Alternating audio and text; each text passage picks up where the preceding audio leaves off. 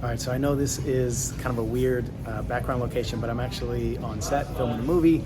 However, I wanted to shoot this intro to this video you're about to watch, which is all about how to succeed as an introvert if you want to be a transformational coach. And we talk about 3 questions that are based on 3 beliefs that you must lean into if you're going to make this work. Enjoy. We're going to talk about marketing for introverts, how to market as an introvert. I've been thinking about this for a while. We talk about it every once in a while, but I don't think we've ever done anything specifically calling it out. Marketing for introverts and then breaking it down. So we're going to do that here in this video. And if you resonate as an introvert, then please let us know. I am highly, highly introverted. A lot of people are very surprised when they find that out. Yeah. But I'm massively introverted. Oh, yeah. I always say, if I'm not on stage, I'll be invisible. Mm-hmm. Like if I'm at an event, but I'm not on the stage, if I'm on stage, obviously I'll be doing whatever I usually do on stage. But if I'm in the audience, I'll be invisible. I don't talk to people. I'm a wallflower. I always have been.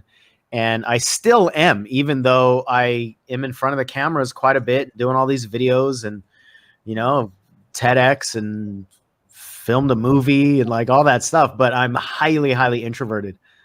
And that's actually more common than I think a lot of people would understand in terms of like performers. There are a lot of performers that are massively introverted when they're out of the spotlight.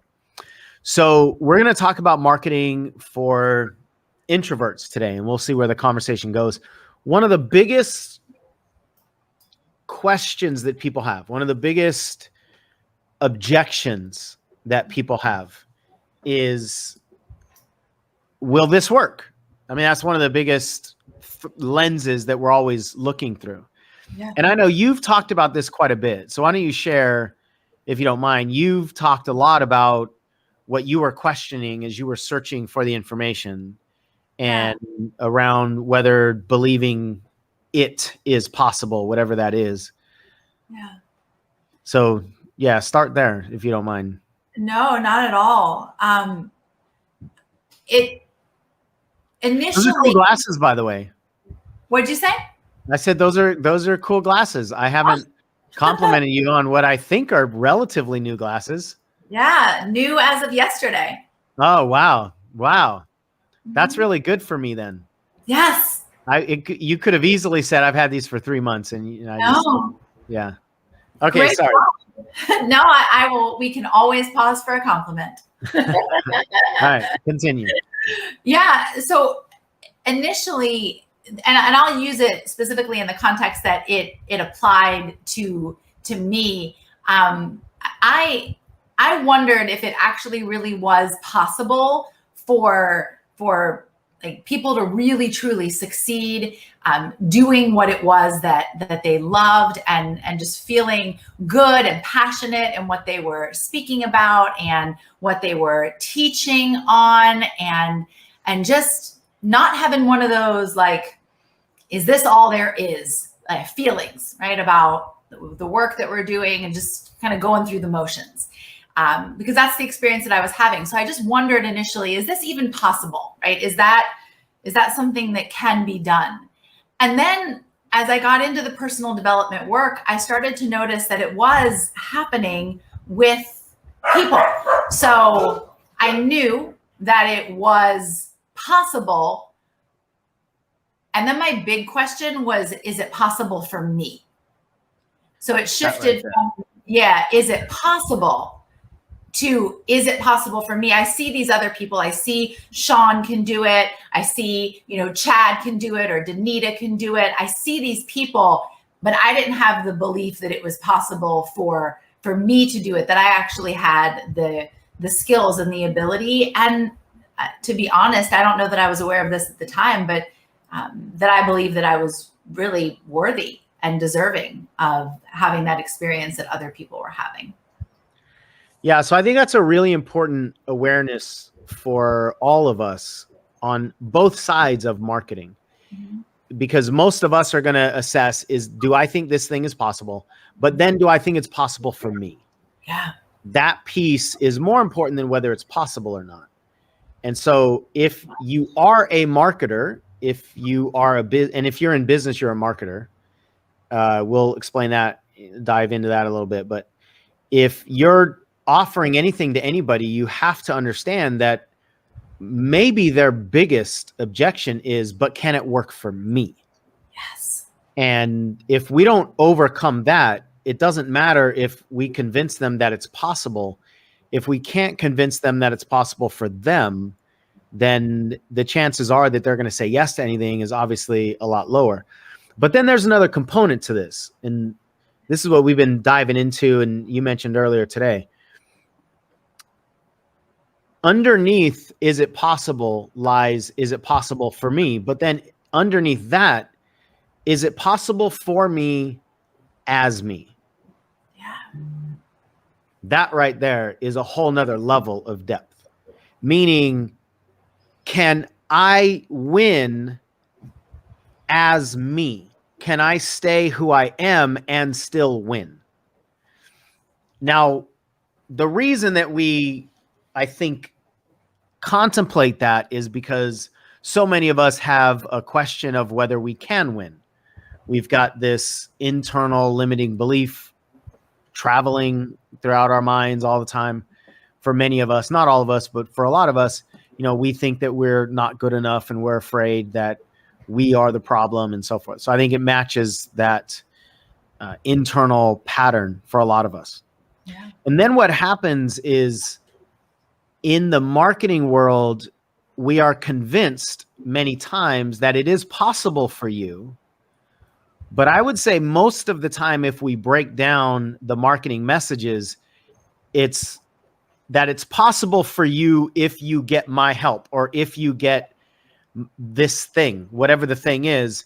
But it's possible for you if you change. Like, I will teach you how to sell like me, or if you get this thing, if you get this shiny website or whatever the information is, or whatever the product is, or, whatever the offer is, it's essentially overcompensating for you. And the embedded message is that, no, you can't succeed as you, dummy. You need to change. You need to be better. You need to learn how to sell like the grown-up salespeople do. Right. You need to become more like me. You need to look like me. You need to act like me. You need to talk like me. Yeah. And that might not be me specifically, like the individual person that's saying that, but it's just this entity of me, like those of us that are succeeding. If you want to succeed, you need to become like us, because we're the ones that are succeeding. And that is some kind of a profile that is not explicitly taught, I think, most of the time, but it's implicitly taught that you need to be different, and which means that you're not good enough as you are. Right. And if you learn how to be different, then you can maybe have what we have. And that's the embedded messaging in so much marketing. So many of the programs out there, whether it's in the coaching industry, personal development, or even infomercial industry, the message is, you're broken, but this will fix you. Exactly. Yeah. So then we don't really even learn how to win as ourselves. We think we need to change ourselves in order to win.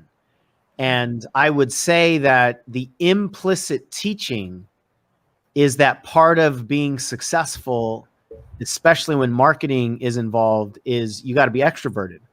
You got to be the person that loves to be in front of the camera. You got to be the person that loves to go out and talk to a bunch of people. You got to be good at sales. You got to be a really good communicator. You got to be a lot of these things that the majority of us do not identify with. Correct. So if I need to be all these things that I don't identify with, then I really only have two choices: stop wanting to succeed or become that, whatever that is. And then for the people that do choose to become that, whatever that is, let's just call it extroverted in the context of this conversation. If we do choose to become that, we're either not going to succeed because we're not aligned. So even if we try to share our message out there, it doesn't feel good to us and it's not going to feel good to other people. So it's not going to work, or it will work, but we are not authentic inside of it. And both of those are just different forms of loss. Those are different forms of losing. You either don't succeed or you succeed as a not version of yourself. And then here we are again wondering, could I actually succeed as me without changing who I am? Now, most people are not asking that exact question, but at a deep, deep, deep level, that is what we want to know, because ultimately we want to know that we're valuable as we are, not that we can put on a bunch of layers and make ourselves valuable, not that we can put on a bunch of different clothes or different hairdos or different makeup or different muscles on the body, and then people will like us for those things that we've put on us. Right. We don't want to be liked for the things that we've put on us. I mean, we do, but really deep down inside, we want to be liked without all of the layers. We want to be liked naked, you know, not just physically, all that's part of it, but emotionally and energetically, we want to be liked just because of who we are. And that's not the message that most of us get most of the time in just about every area of input in every area of marketing that we have. And one of the reasons is that it actually is very effective to light up people's insecurities and then sell them the solution. Yeah. So if I can get you connected with your wound, then I can sell you my Band-Aid. And the deeper that your connection is with your wound, the less important it is that my Band-Aid is any good. Like at a certain point, you'll take anything. Yeah, what if I'm feeling badly enough, give me a dirty towel. I just need something to stop this. Bingo. So the more that we are lit up in our insecurities, the lower our bar is for discernment and choice, right? So that's actually a very effective part of sales.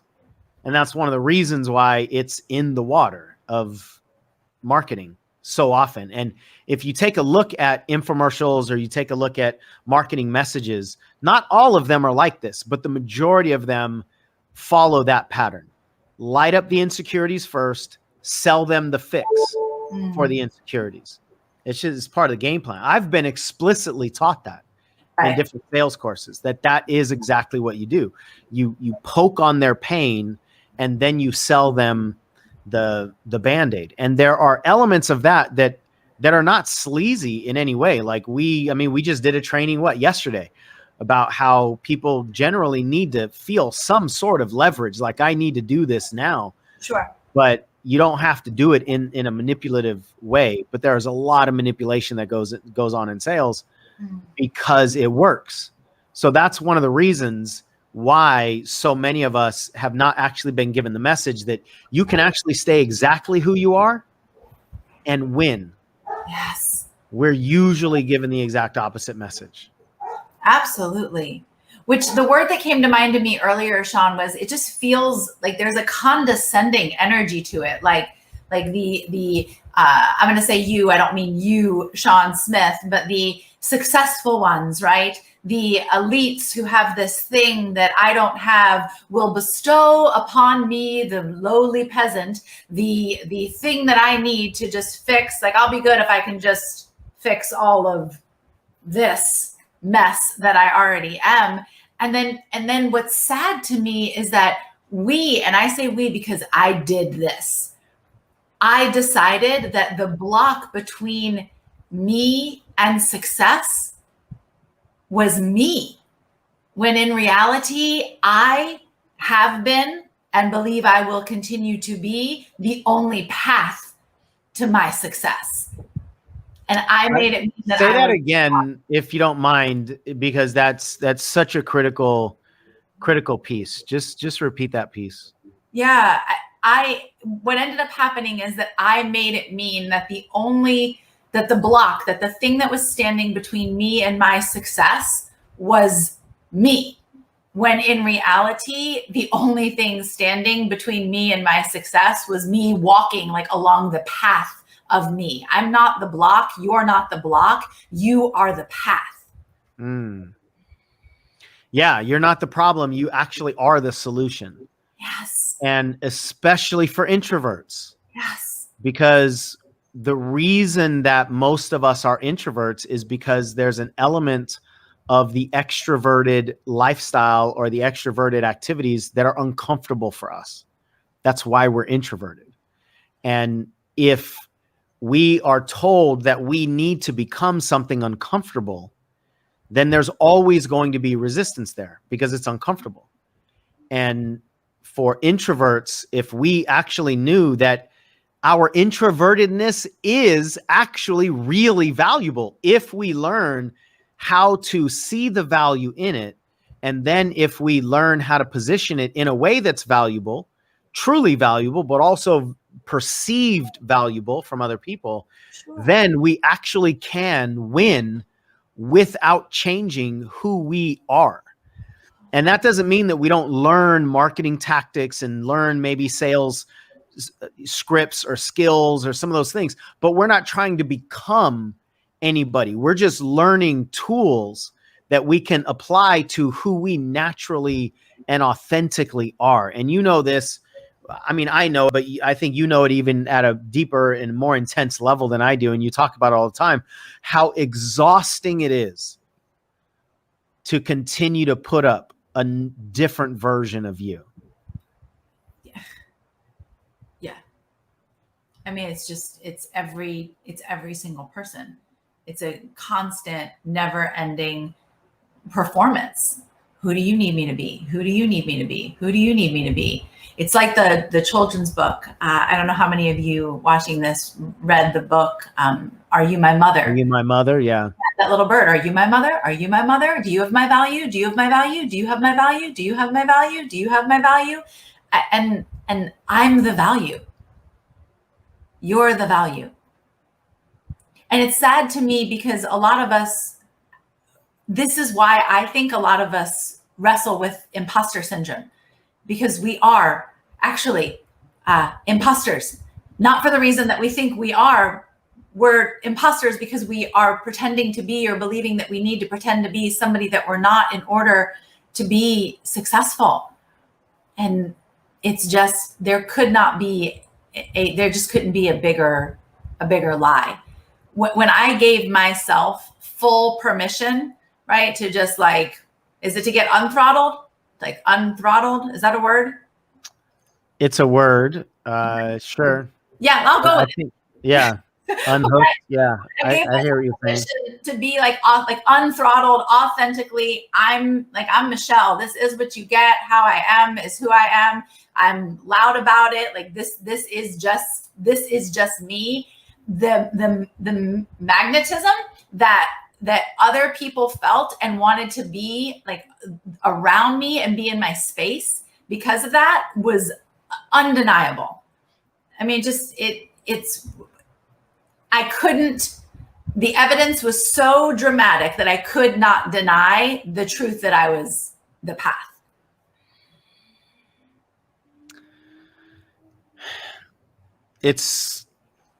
I mean, of course, we believe with every ounce of our being that this is the truth, and it's based on evidence. It's based on evidence in our own lives, but it's based on evidence in so many other people's journeys as well. Yeah. And yet it's still scary to the intellect. You know, it's still scary because it means that we're actually going to be seen. Mm-hmm. And this imposter flip that you just did, and you've been saying this for a while now, and I love it, is that we're so afraid of being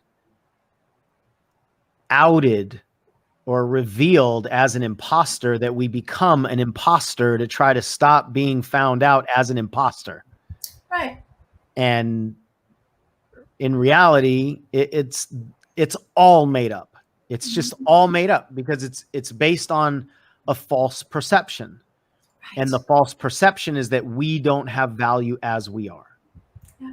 So if we think we don't have value, then we'll go around, as you said, do you have my value? Do you have my value? We'll put on a degree as a value. We'll put on a certain body as a value. We'll try to get into certain relationships as a value. We'll try to make a certain amount of money as a value. And we're hoping that all these things that we do that aren't really truly internally driven will give us the perception of value, when in reality, the problem was the imperception of value in the first place. The fact that we have value is not up for debate. The only question is, do we perceive it or not? Do we pretend that we don't have value, or do we recognize that we do? And this is not a, like, are you dumb or smart kind of conversation. Most of us are pretending we don't have value because we were taught that we didn't. So this isn't like just a flip of a switch, or it means we're dumb or anything like that. And society tells us that we didn't, that we don't. Society tells us that. I remember, you remember the ads from a couple decades ago with Andre Agassi, the tennis player. Mm-hmm. And I think they were for some camera company. It was image is everything.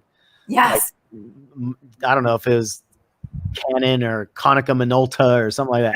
Image is everything. Now, of course, that matches the marketing message for that particular company, because they take pictures and your image is everything. But what's the message? Your image, which means what other people think of you, is everything. Yeah. Who you actually are isn't really anything. It's what people think of you. That's everything. So you better make sure that your image is airtight, that it's perfect, that it's polished. And that's the message that we get both explicitly and implicitly as we grow up. So the majority of us have been taught to some degree that if we want to be successful, we need to be valuable. And if we want to be valuable, we need to be different than who we are. Right. And once we get off on that path, like it doesn't matter how we navigate that path, we're on the wrong path. Right. You know, once we separate ourselves from ourselves to that in that capacity, then we're on the wrong path. So even if you win on that path, even if you learn how to navigate that path, you're on the wrong path, because that path is called inauthentic. Right. So you can learn how to win inauthentically, and you're still inauthentic. And what we've learned is that when you're inauthentic, you cannot be happy. You cannot be fulfilled. You cannot truly be proud of what you've done, because that doesn't come with inauthenticity. Yes. That only comes with transparency and feeling like you actually won. You know, there's a term, I think, in social science or therapy or counseling, and I think it has to do with, it's kind of like survivor's guilt, you know, like people that have gone to war and they've got friends that have died, or people that have been in car accidents and a lot of people died, but they survived. There's like this guilt that people have because they survived, right? Right. That's not the exact concept, but there's this guilt that I think a lot of us have if we win as not us. Like, okay, we won, we made a lot of money, we did a lot of things, but we didn't really do it as ourselves. And that's part of the lack of fulfillment that a lot of people will have if they cheat, because essentially it's like cheating, like you're cheating on yourself. If you cheat to win, you can't feel good about the win, because inside, you know, you cheated. You know, it wasn't really truly you. So it can't be fulfilling if it's not you that actually did the winning, right? It's almost like just clone yourself and then send somebody else off. You can vicariously enjoy what somebody else does, but you can't truly experience what somebody else does. And so that's the trap that so many of us are in. And again, especially when it comes to the concept of introverts and extroverts. Yes. We're going to have to keep talking about this. Yeah, it's a huge conversation, especially, I mean, I could go on and on about what you just said, right? About the succeeding not as ourselves, believing that And the logic is so just ridiculous, right? That I believe if I succeed as not myself, that'll be the thing that gives me permission to be myself.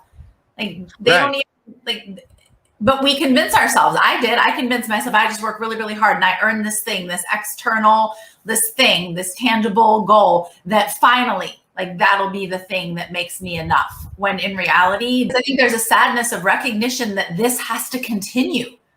Like, oh my God, like now I have to keep this up.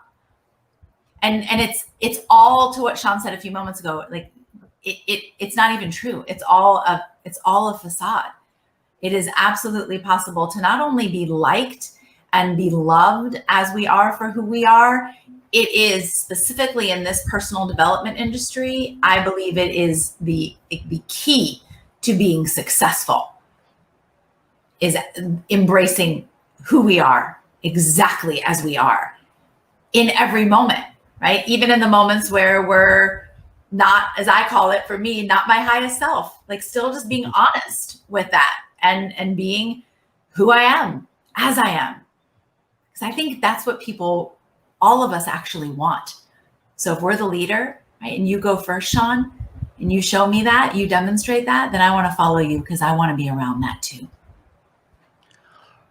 Yeah, there's a common phrase that a lot of people have lived by, a lot of people have trained, and so we think like it's the way to do it, and it's fake it till you make it. And it's everything that we're talking about. I saw your reaction when you said that. There is a positive element to that saying that I totally understand. We totally get that you've got to take action and you can't wait until you believe you're, totally capable of doing everything before you take action and all that. But that's not the way that a lot of people take that message. And I'd probably say most people take that message. Because fake it means fake it. Mm-hmm. Fake it means be somebody else, do something different, cheat essentially on who you are. Mm-hmm. And if you make it by faking it, then your success is built upon an altered version of who you are. Yeah. Now, again, that's not the essence of that quote. So that's not the intention of the quote. So I'm not saying that, that quote in its entirety should be dismissed. But the way a lot of us take that quote and anything that looks or sounds like that is really disempowering, because it means change who you are and then you can succeed. But again, success in a form, anything other than who you really are, is not even going to be accessible to you. It's like in relationships. How many of us get into a relationship, we go on a first date, and we don't want to tell the person like who we really are yet, so we put on a front. And I get that, we want to put our best foot forward, so to speak. But how many of us actually show up as a different version of ourselves in the dating world? Yeah. And at some point, that version of you has to slide off at some point. Now, for some people, it doesn't slide off for years. Right. And if I go on a date with somebody and I'm not who I really am, and they're not who they really are, and we get along really well, the not version of me really likes the not version of them, what's the chance that the real version of me will like the real version of them? Or the real version of me will like the not version of them? Or the real version of them will like the not version of me?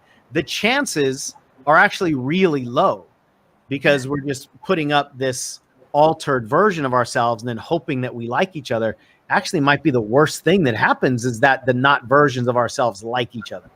Right. So in business, the same thing happens. If you put out the not version of yourself and you get customers that come to you, you get clients that like the not version of yourself, at some point in time, that's going to end.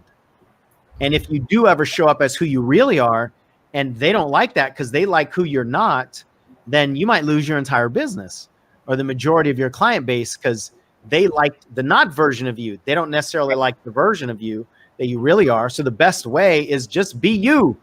Let that be the magnet, so that when people like the real version of you, they'll stay. And then there's no front that you have to keep up all the time. You don't have to remember any of the lies that we tell, right? We tell one lie and then we have to remember the lie so we can keep telling the lies. And most of us are telling lies about ourselves, about not being valuable and we're not good enough and nobody likes us and all these things. So what if we actually dropped all that and just showed the real version of ourselves and then allowed the people that need that version of us or need our perspective in the world to show up? Yeah. And then you get to drop all the pretense. You get to drop all the layers. You get to drop all that exhaustion and actually just be with people, with real versions of them and real versions of you. And that kind of energy is just beautiful, but that's not what we're taught is required to succeed. Yeah. However, it is true that you can absolutely succeed as you are because you have value. If you have value, people are looking for it. If they're looking for it, they'll pay for it. My suggestion is don't try to give them an altered version of yourself just because they'll pay for that altered version, especially if you think their money is going to heal your wounds or their money is going to allow you to then drop the layers that created the money and then become the real version of yourself. That money is going to go away because they were buying the layers. Yes. So this at a deep conceptual level, this is massively liberating. Mm-hmm. If you believe what we're saying, it's massively liberating because the main message that we want you to have is that it is possible to succeed for you as you. It's possible to succeed for you as the real, authentic version of you. Yes. That's possible.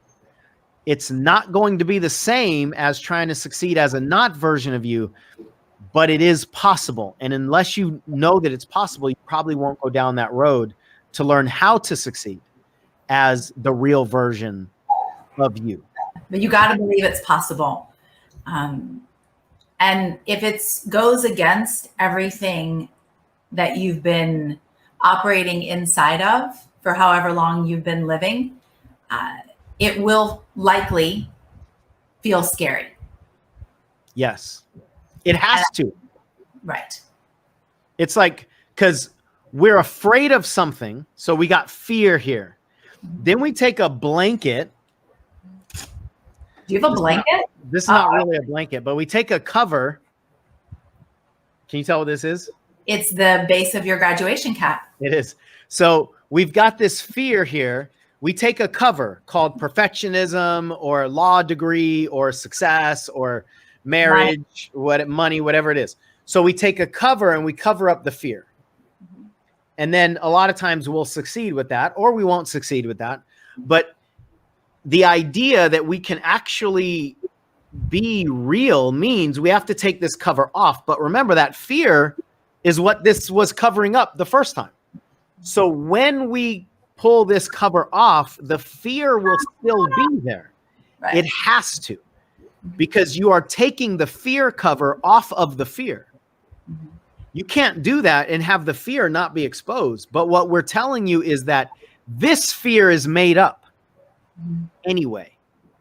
This is a false fear. Not that it's not real, because it actually, we feel it. So it's real in the sense that we experience it, but it's fake because it's not based on truth.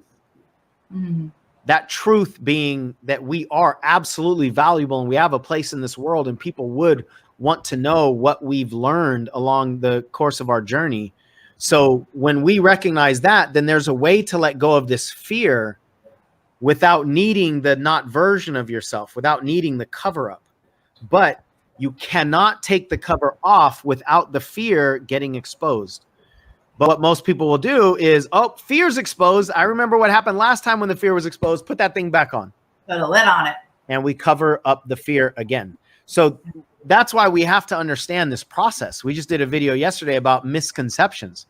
We have to understand that is a complete misconception that we're going to be able to pull the fear blanket off and not have the fear exposed. Mm-hmm. I mean, that's just, how does that happen? That's ridiculous if you think about it that way. So it will be scary. It's not only okay if it's scary, it's required. Yeah. I would be more concerned about anybody becoming more authentic and not having fear. That would scare me worse as a coach. That would concern me worse than people who are becoming more authentic and more transparent and having a fear storm attack them, because that's natural. That's normal. That's what has to happen. So the thing that so many people are wanting and expecting, which is we don't have any fears, that's actually a huge danger sign and warning sign for me, because that would tell me, oh, we're dealing with a psychopath here. Right. We're dealing with somebody who's not even connected to their reality, connected to their body. Like, how do you pull off a fear blanket and not feel fear? Right. That doesn't make any sense. And the more that we understand that this is the process, the less devastating that fear will be. Yeah. And we can actually celebrate its presence, because us feeling that means that we've removed the blanket, or that we're at least making the effort and we're practicing removing the blanket. So I don't actually believe this is true in every single circumstance, but inside of the context of this conversation, the presence and the awareness of that fear is a sign that you are going in the direction of living and speaking and coaching and training in a more authentic way. So if that is what you want, then the presence and your awareness of the fear is confirmation of the progress that you're making in the journey. That's everything. Yeah, recognize that. Then we can, oh, I know why you're here. Okay, all right, I got this. I can walk with this. I can step with this. This means that I've taken my coat off. No wonder I'm cold. That right there. Confirmation that you're actually going in the right direction, and this is just part of the process. All right, if you like this video, check out that video right there where I break down 6 of the most critical marketing laws, not rules, but laws that you must understand if you're going to succeed as a coach. When you can match the conversation that's already going on in their head, that's immediate attention, because they're interested in that. And if you can